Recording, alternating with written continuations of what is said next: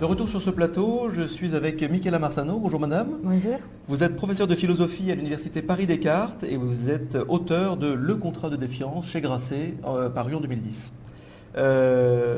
Pour entrer très vite dans le vif du sujet, qu'avez-vous pensé des échanges de ce matin? J'ai trouvé que les échanges étaient vraiment très intéressants parce qu'il y avait d'une part des points de vue différents. Donc mon point de vue en tant que philosophe, il y avait les points de vue de l'économiste et puis il y avait les points de vue des gens qui travaillent au quotidien et qui ont pu porter leur expérience. Et moi j'ai notamment aimé beaucoup l'apport de la présidente des Wikimedia Monde. Ouais. J'avais vraiment les sentiments qu'elle avait appliqués sur l'histoire, sur Wikipédia, un certain nombre de principes sur lesquels je bricole d'un point de vue philosophique, autour justement de la confiance, de la trahison, et c'était très intéressant.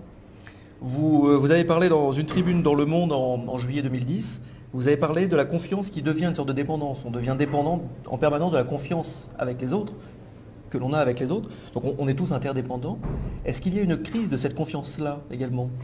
Il y a surtout une crise de la confiance dans les autres. C'est-à-dire, le problème, c'est qu'aujourd'hui, on a tellement peur de la trahison que du coup, on a du mal à faire confiance aux autres et on a du mal à accepter le fait que, par définition, si je fais confiance, je commence à dépendre aussi des autres. Parce que si je fais confiance, je me rends vulnérable. Et vulnérable à quoi? À la possibilité que l'autre puisse me trahir.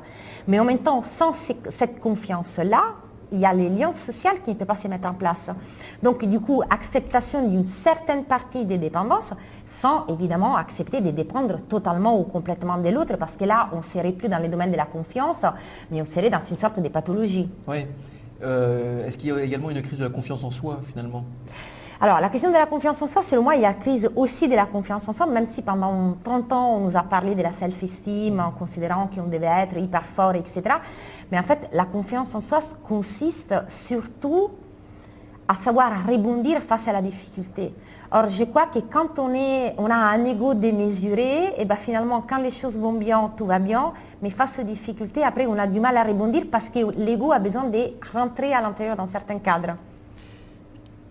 Ma question peut vous paraître un petit peu paradoxale, mais actuellement on assiste à une vraie implication citoyenne, de plus en plus mondialisée d'ailleurs, et de plus en plus soudaine, en dehors de tous les circuits classiques.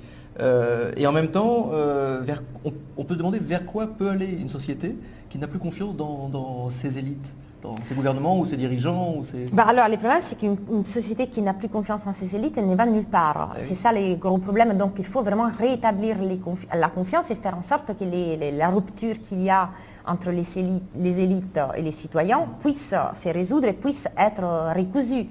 Alors, les mouvements qu'il y a aujourd'hui d'indignation, d'ailleurs en France, ils ne sont pas vraiment là où, c'est pas là qu'il y a les pires. Mais ça montre effectivement un ras-le-bol, mais face à cela, ce sont les élites aussi qui doivent réagir. Parce que s'il n'y a pas s'il n'y a pas quelque chose qui vient de leur part, étant donné qu'il y a eu une trahison de la part des élites, alors là, je vois difficilement la confiance pouvoir se rétablir à nouveau. Et le problème de la confiance, c'est qu'elle met du temps à se gagner et en un instant, elle peut se briser. Elle met beaucoup de temps pour se mettre en place, il suffit d'un rien pour qu'elle se détruise. Et donc, une fois qu'elle est détruite, encore beaucoup de temps pour pouvoir la remettre en place à nouveau. Donc effectivement, il faut faire attention. Et ça, c'était une très grande responsabilité de nos élites, que ce soit les élites politiques ou économiques, de ne pas avoir compris que casser la confiance était quelque chose de grave pour la société tout entière. C'est briser un lien avec la société. Question rituelle, j'ai une petite question que je pose à chaque invité. Est-ce que vous auriez quelques mots-clés qui seraient, selon vous, fondamentaux pour instaurer un climat de confiance? Alors, les premiers mots-clés qui me viennent à l'esprit est discours de vérité. Il faut revenir à nommer les choses de façon convenable, c'est-à-dire à dire la vérité, qu'il ne s'agit pas nécessairement de tout dire, mais il s'agit de ne pas mentir systématiquement. Donc, dire la vérité, pas mentir.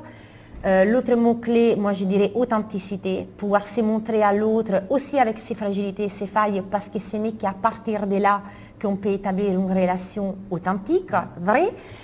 Et puis, moi, je dirais aussi désir.